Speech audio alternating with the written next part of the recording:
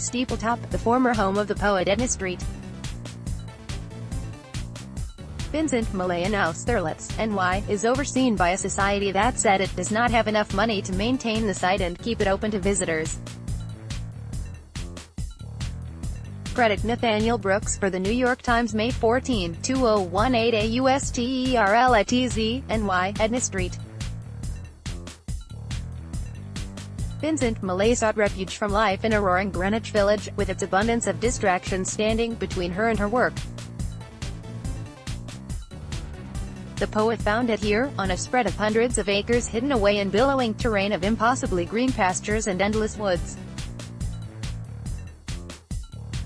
She bought the property, known as Steepletop, in the 1920s and died here in 1950.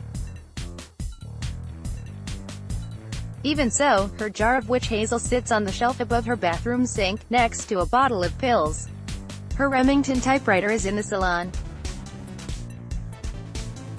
In a dresser drawer in her bedroom there's still a tube of lipstick in her purse, which, like her hand towels and notes to the man who tended to her property, was etched with the same initials, E.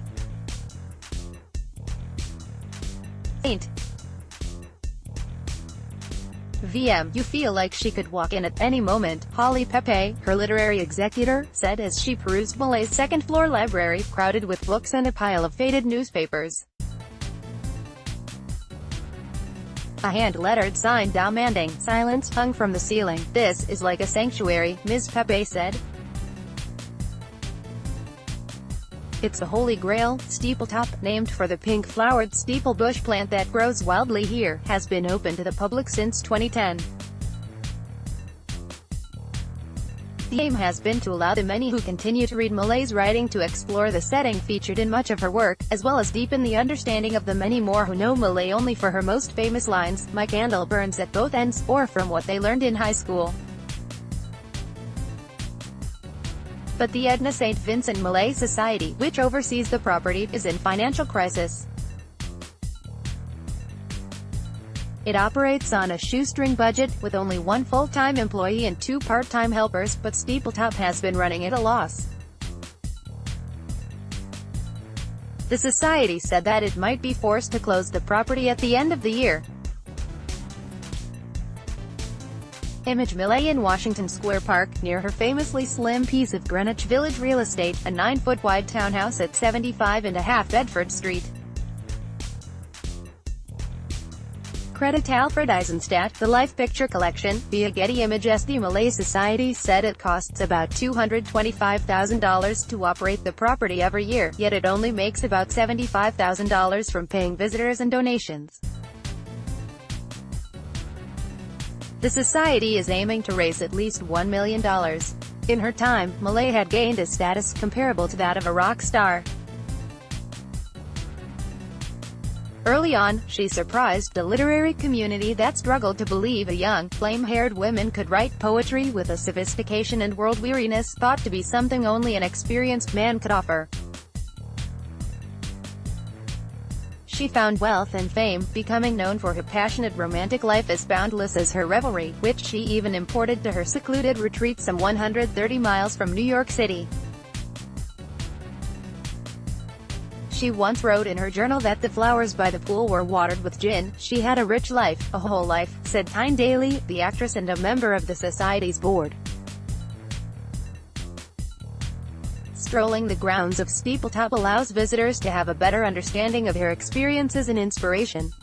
"When you go and see where this actual person actually functioned," Ms.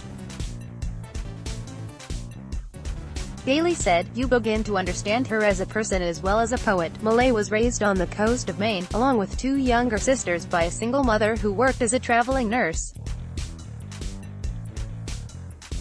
She started writing as a girl, publishing poems in a popular children's magazine.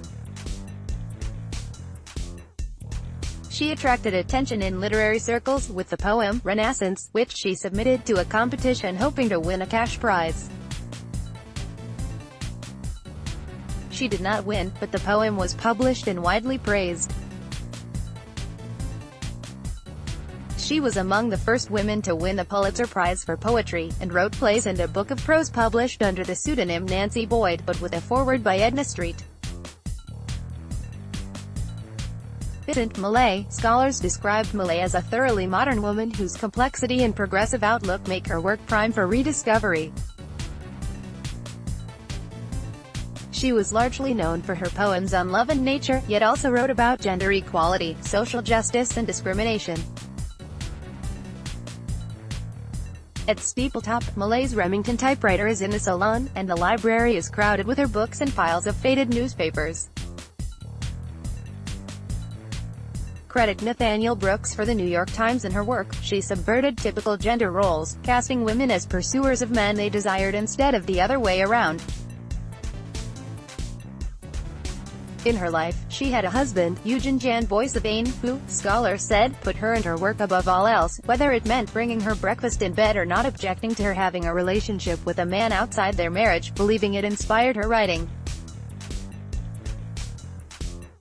He was, however, relieved when the affair ended. "The fact is, she has become modern again," said Barbara Baer, a historian at the Library of Congress and curator of its Millay collection.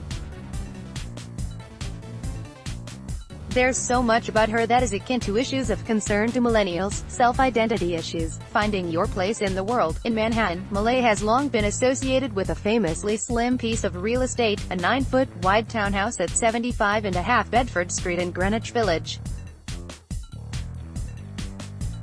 At Steepletop, she found its inverse, some 700 acres in Austerlitz, southeast of Albany. Today, the property is as secluded as ever, far from development and decent cell phone reception. The small shack where Millay did much of her writing had a musty smell.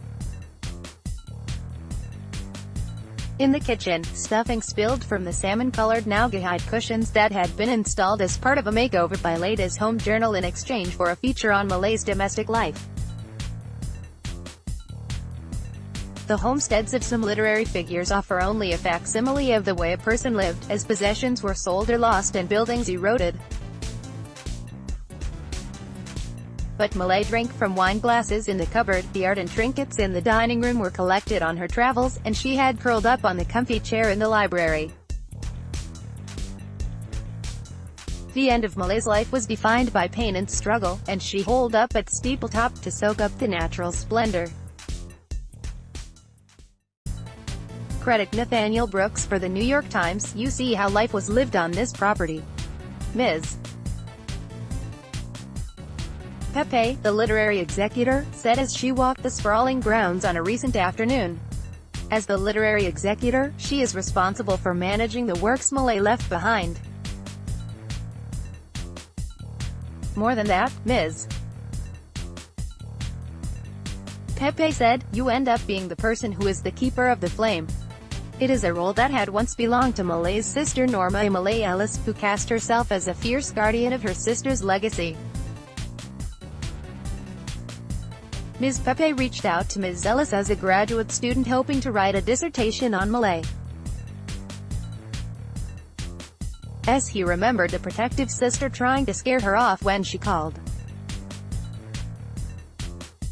But Ms. Pepe said, she ended up winning Ms. Ellis over.